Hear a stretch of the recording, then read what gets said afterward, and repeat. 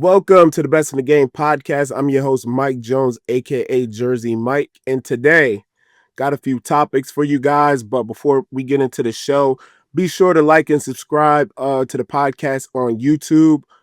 You can also find the podcast on wherever you get your podcasts as well, too. And let's get into the show. The other day I was watching a very popular podcast and they were having an amazing conversation. It was a fantastic conversation. I figured that I might bring it up here on the show today. And so what they were talking about was an old time, a classic time. What they were discussing was having to go out and buy an album, having to go out and buy music. So in today's music economy, like people stream now. That's just the way that people consume music now, whether it's on like all these DSPs, things of that sort. So, but they were having a great conversation in regards to how it used to feel or the nostalgia, the feeling of having to go out and actually buy music. Um, and later into the conversation they brought up a great point. There was, the point was what artist was making such great music or who was making such great music that would like kind of get you up to go and move and get in your car to go buy that album, so on and so forth. So I thought that was a great conversation. I really had to sit and think about that a little bit, especially around the time I remember in high school, I had a small little job. I was actually working inside of my high school. I would go to classes during the day, but in the afternoons, we had sort of like an internal delivery FedEx type of service, and I'd go to all the different classrooms, deliver them their supplies and things of that sort. Shout out to Passaic County Tech. Loved high school. What was a hell of a time. Um, Definitely graduated with one of the best classes ever.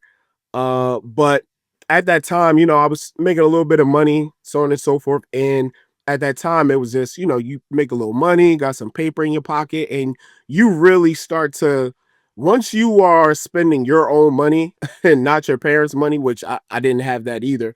But once you got your own money to start spending, at first the money flows. So you want everything. You want to buy food, you want to buy snacks. I probably made a lot of Chinese restaurants pretty rich because chicken wings and pork fried rice was my shit. But music wise, it's very interesting. So as per that conversation, I had to really sit and think like, man, what album or what music, what made me get up and go? So typically, I didn't have a car until late in high school. Actually, the summer after high school, I had access to a car and I was able to drive a little bit. So that that kind of changes things a little bit. First few years in college, being a freshman on campus, most of y'all might be familiar with this. Most colleges don't let you have a vehicle on campus for whatever reason. That's some bias shit. I don't even know if they still do that now, but couldn't have a car on campus. But there were plenty of places within walking distance to go buy food, go rent movies. Shout out Blockbuster, missing y'all. That was a hell of a time. But also there was a couple music stores. There was a mall.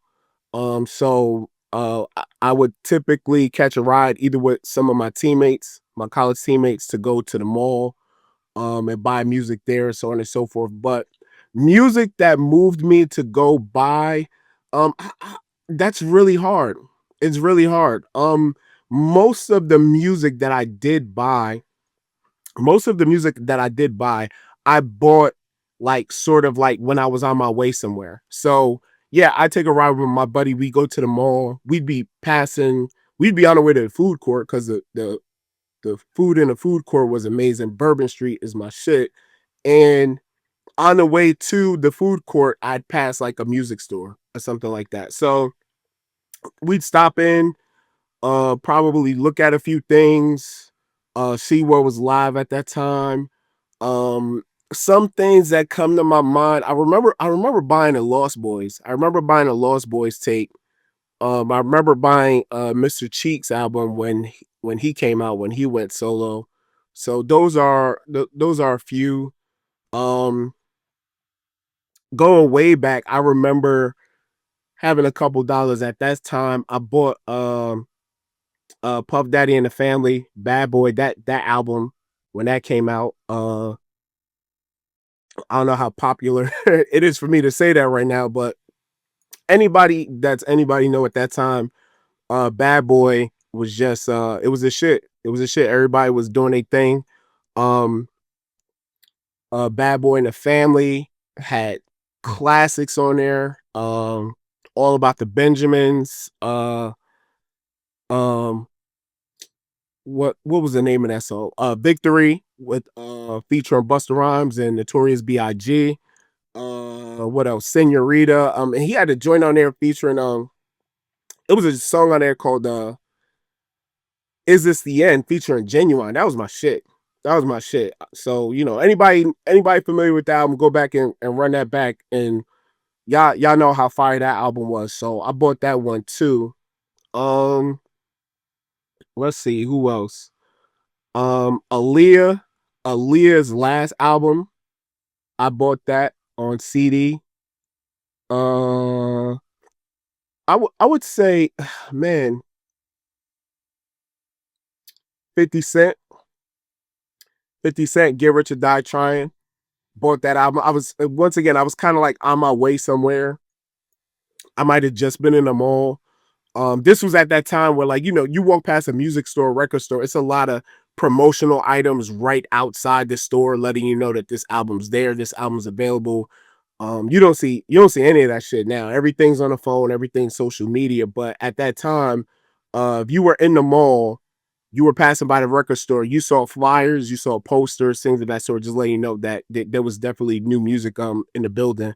But 50 Cent's Get Rich or Die Trying was a fave. I remember buying The Massacre as well too. The one album that comes to mind where it came out and I was like, I gotta go buy this thing was it was uh it was Kanye's album, College Dropout. Kanye West album, The College Dropout. I went to school. I went to school in Jersey City. Man, I jumped on the PATH train. I jumped on a PATH train to get to the city to go buy that CD because you couldn't find it anywhere on the Jersey side. So I was in the city. Got to shit. What is that? Is that Tower Records? I think I got the Tower Records. Went in there. And anybody who's ever been to Tower Records know that, especially the one in New York, that was a whole fucking experience. This is at that time, like I used to love going into the music store. I used to work in the music store first and foremost. Used to work in Record Town. Later got renamed to FYE. Had a blast working there. Shout out to Poppy. Shout out to Wanda. Uh, Shout out to Dorna. Kelly, yo, that was my crew, yo. That was my crew when we was there when we was up in there working and shit like that. That shit was crazy. Working in a music store, you meet a lot of people. It was crazy. I remember meeting Nori for the first time. He came in the store. One time he was looking for something, helped him find something. Helped out Jadakiss, who also came into the store. Roy Jones Jr. The surprising thing about Roy Jones, I was like, man, this motherfucker's short, man. I thought like I don't know what I thought, like, watching him, seeing him on TV, seeing him in videos and stuff like that. Like, I just thought he was like a taller dude, and I'm like, I'm taller than all three of these motherfuckers. Like, I was like, oh shit, like them camera angles really be fucking working. So but that was a great experience. Met a lot of famous people, met a lot of great people just came through the store working there. But yeah, back to shopping. Music that moved me to go buy it. Definitely I could definitively say Kanye West's College Dropout album. Like, yeah, I got up and I went into a whole nother state just to go buy that album. Tower Records was amazing. They used to have the headsets. Remember being able to listen to the music before you actually buy it, get about like a 30 minute to 1 minute sample of the music before you make a decision. What a time. What a time to be alive. There's nothing like that now. These kids today will never know, but um, it wasn't for them. It was for us. And I loved it at that time. But definitely, definitely, um, one of the best music choices I ever made. Went and bought it, and it was classic album, classic album. All this shit that he doing now, well, we didn't know at that time.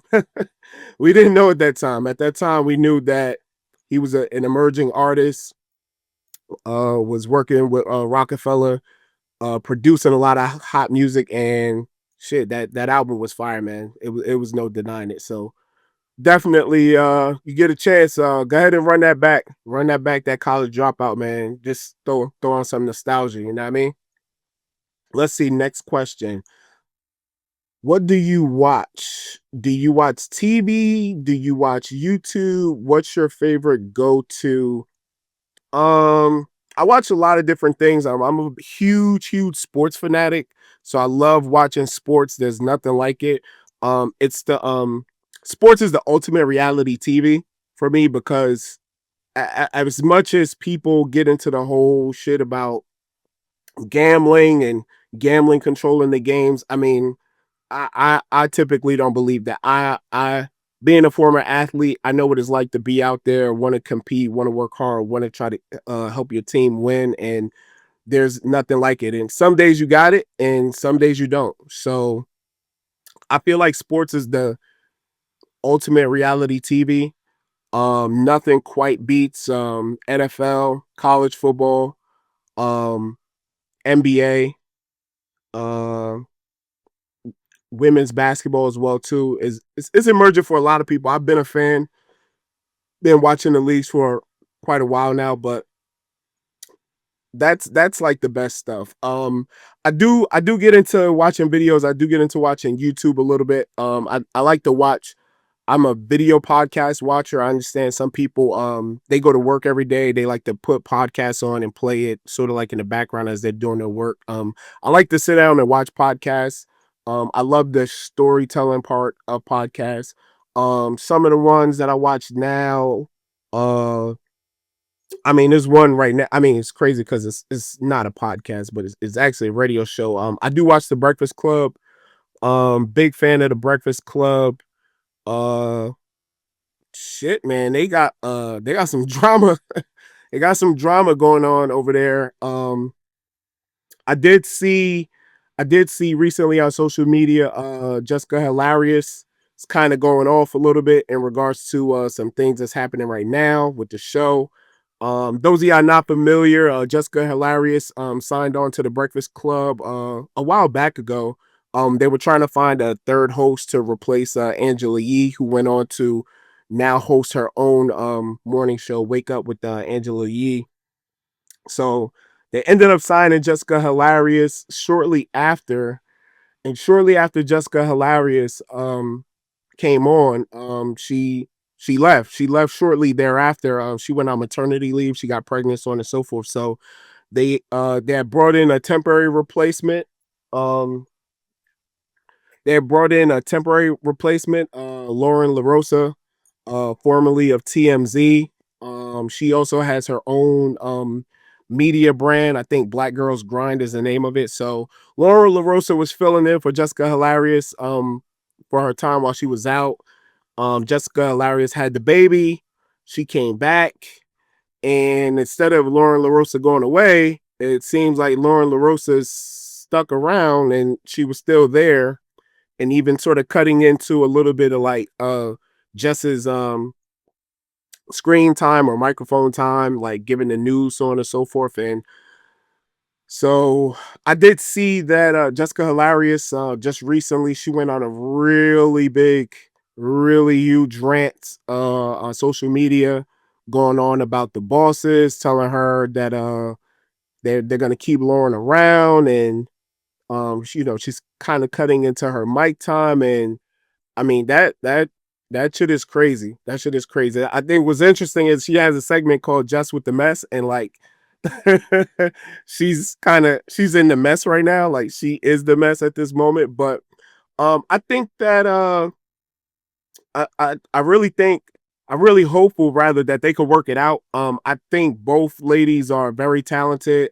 Both ladies bring a dynamic to the show in which a lot of viewers, people like to engage with the content, things of that sort. So I personally, I feel like is room for everybody. I think these young ladies can make it work and get along. And I know Charlemagne and MB, they're gonna do what they need to do to kind of make everything fit together, so on and so forth. So, but I just thought that that was pretty interesting. But back to your question, podcast.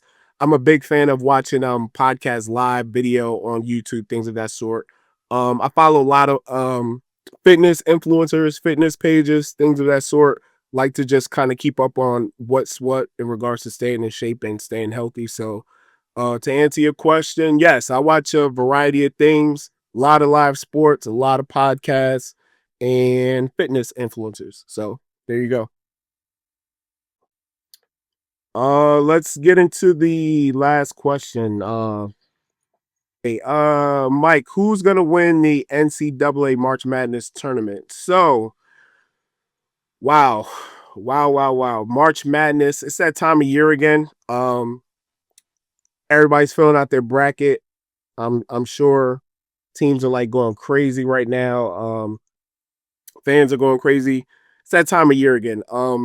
First and foremost, March Madness is gonna be insane. It's gonna be insane this year. Let me see that. Where'd I do that? So March Madness. Who's gonna win March Madness this year? Uh, woo. It's really tough to say. It's tough to say. On the men's side, it's really tough to say. I think we got Auburn sitting number one overall in the tournament. Um, got some dogs. Got some dogs in this tournament, man. First and foremost, shout out to Alabama State. Big win. Big win last night. HBCUs, what up? Uh Also shout out to North Carolina. Big controversy there. A lot of people were saying North Carolina shouldn't have made the tournament. It should have been West Virginia. Um, I hear a lot of that around here. I'm actually pretty close and local to the area. But North Carolina, they had something to prove, man. They got into that tournament and they blew them boys out. They blew them boys out the other night. So, but we're really about to get into the thick of things right now. Before I really get into this, shout out to Mount St. Mary's, also local to the area.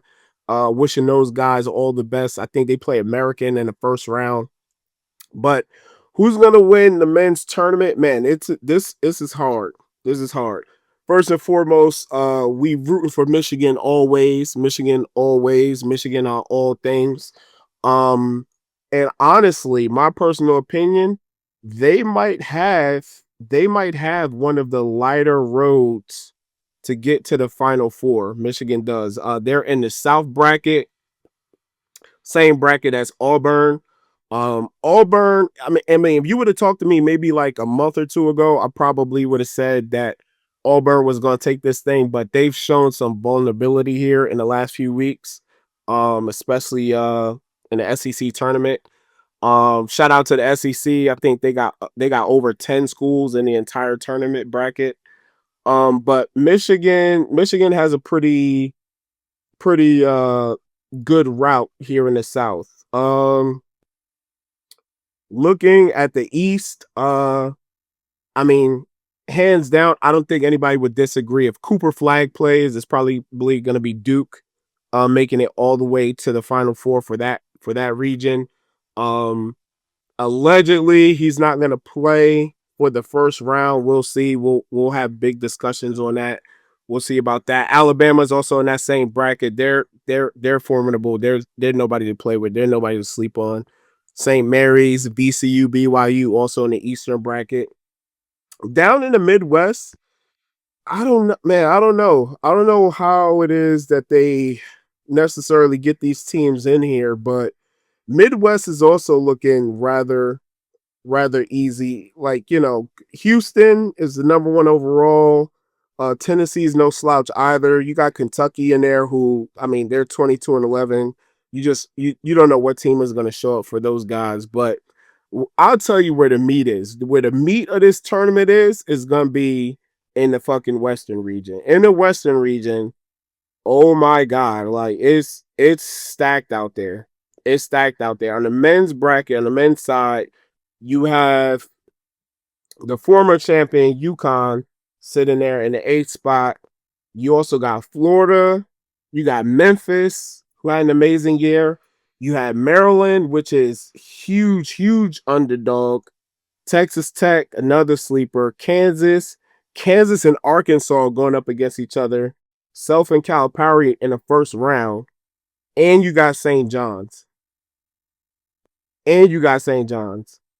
That is a hell of a grind out in the Western bracket. Oh my God. Oh my God. Let's see who wins. Who wins overall? If I had to, if I'm picking with my heart, you know what it is. That Blue and Maize is gonna win. Michigan all day. Blue and Maize all day. Michigan. If I gotta pick with my heart. If I pick with my head, based off of what I've seen this year, and let's keep it real. Like let's keep it real, people. Like everybody ain't watching all these games all year. It gets exciting around this time. You really start watching teams once you get into like February, early February. Like I said, Auburn was impressive until the last few weeks here. But if I had to pick and use my brain, I'd probably say I'd probably say St. John's. I'd probably say St. John's. They are focused. That team is on a mission. Rick Pitino he's done it again. They've been able to raise great NIL money for the school. If I'm not mistaken, I believe the founder of Under Armour is alumni there, and he's also been like ultra committed to getting the school in contention every year. So right now, I would say St. John's. It's a hell of a story. Been a hell of a turnaround. What I think Patino's in his second season with these boys. It's freaking crazy, man. It's crazy. I don't know if any of you guys have ever been to a March Madness game. If it's absolutely possible, get out there, get to it. I went several years ago to go watch Michigan play. Actually, I was in Texas at the time, and buddy was like, "Hey, you want to go to a game?" I was like, "Yeah, sure." I'm thinking like he was talking about like Spurs or something like that, and I don't know. I just wanted to get out for the night, and man, my buddy he had tickets to go to the fucking championship game, Michigan versus Villanova. Oh my god! Oh my god! A college basketball game filling up a football arena. I'd never seen anything like that before. Michigan was definitely in the house. Michigan was definitely in the building. Crowd was probably 75-25 Michigan. And unfortunately, we came up short. Came up short in that game. National championship. Uh, probably, probably now one of the most famous team brotherhoods. Uh, well known now. Jalen Brunson, Mikal Bridges. We lost to Villanova. Yeah, we lost to that team. That team. Jalen Brunson, Mikal Bridges, Dante DiVincenzo. Like, bro, those dudes were on a mission that particular night. But kudos to Michigan. They gave it the old college try. They showed out there. Who was on that team? Duncan Robinson was on that team. Jordan Poole was on that Michigan team. Um, that was a hell of a night. That was a hell of an event, even though we came up short. But and I could only imagine what this experience is like for the athletes. Um, just hearing constant cheering for an hour plus straight. Like it was absolutely insane. But I don't think I would be doing this justice if I didn't talk about the women's side as well too. Women's college basketball, probably one of the most growing, most popular sports. I actually happen to have the women's bracket in front of me right now. Been paying a little bit of attention to what's going on the ladies side. Again, we got some local teams, Maryland out there in the second region number 2. They're in the same bracket with South Carolina. I'm pretty sure those two teams are on a collision course. A little bit of controversy on the women's side too. So apparently, USC was definitely in their feelings a little bit. I believe UCLA got the number one overall, even though USC beat them early in the year, but unfortunately did lose to them in the big game, lost to them in the Big Ten championship game. So USC is not the number one overall. They are number one in the Spokane 4 region. And shit, man, they got UConn in there. They got UConn in their region. I'm sure UConn isn't happy, probably sitting like in the number 2 spot or 2 seed. So that's gonna be a hell of a game. Those two teams appear to be on a collision course. Got UCLA and LSU in the Spokane 1 region. LSU was in the third spot. If I'm not mistaken, I think Flauja Johnson is, I don't know if she's done for the year. Last I saw a couple weeks ago, she had a little bit of an injury. She was going to miss some time. I think I need to check up on that, see if she's going to be available for their first round game. But everyone's probably expecting UCLA to come out of that bracket. They've just been balling like crazy. And in the Birmingham 3 bracket, let's see. Oh, look who we got down there. We got Michigan again. Michigan again down in the bracket in the 6th spot. Taking on the winner between Iowa and Princeton. Number 1 overall in that bracket. We got Texas. Let's see who else is pretty formidable here. Notre Dame is number 3. Women of Louisville, number 7. That appears to be a pretty stacked region as well too. So, women's side, women's college basketball has been amazing.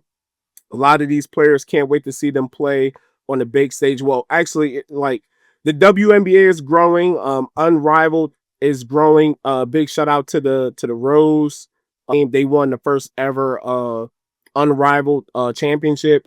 I love that the female basketball game is growing in terms of attention. It's been grown in terms of talent and the talent pool, but in terms of the attention and the media attention, I think that is really dope that people really now are understanding how amazing these women are. Overall, women's tournament, I'm gonna go with USC. Big fan of Juju, like what it is that she's doing. She's a scorer, she's a passer, she plays amazing defense. So on the women's side, I got USC. On the men's side, I got St. John's, and that's the way it is. Appreciate y'all rocking with your boy. You could have been anywhere else in the world, but you're in my basement with me on the podcast. Please be sure to like and subscribe to the YouTube channel. Also follow us on social media at Jersey_Miiike with 3 eyes. Appreciate y'all, and I will see y'all next time. Peace. We gotta go.